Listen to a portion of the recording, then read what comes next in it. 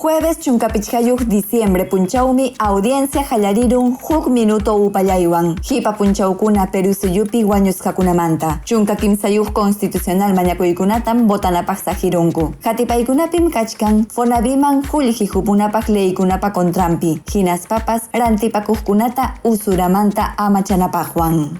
Audienciam Carurja San Isidro Tribunal Wasipi. Arequipa Avenidapa Iskay Waranja Hanchispachak Iskay Chunkayuq Yupaychasqa Wasipi. Ika abogadokunapa colegion inconstitucionalidad mañakusqanwanmi hallarirun. Iskay Waranja Iskay Chunka hukniyuq watapa chunka yupaychasqa expedientenwan. Hinallataq Poder Ejecutivopas Iskay Waranja Iskay Chunka hukniyuq wata chunka iskayniyuq yupaychasqa expedientewan mañarukullarqataq Congreso de la Repúblicapa kontrampi. Kimsa chunka hukniyuq waranja pachak tawachunka kimsayuq yupaychasqa ley hisp'ichisqankurayku. Financiero ruwaykunapi rantipakuqkunata usuramanta amachanapaq.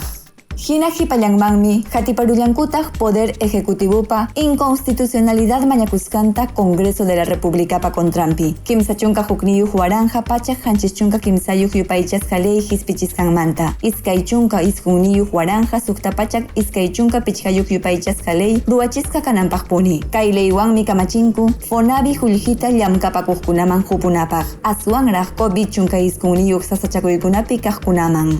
Iskaykaq audiencia punchawñataqmi Tribunal Constitucionalpa pleno huñunakuynin audienciata ruwarachin chunka suqtayuq diciembre punchaw. Abogadokunapa willakuyninta uyariykuspankum magistradokuna votanapaq sahirunku chunka iskayniyuq mañakuykunata. Votanapaqmi hiparun inconstitucionalidad mañakuy kimsa chunka hukniyuq waranja pichqapachak iskay chunkayuq leypa kontrampi. Kay leymi autonomía hinallataq inconstitucionalidad atiykunata kaqlla hupuchkan Perú suyupi hatun yachay wasikunaman.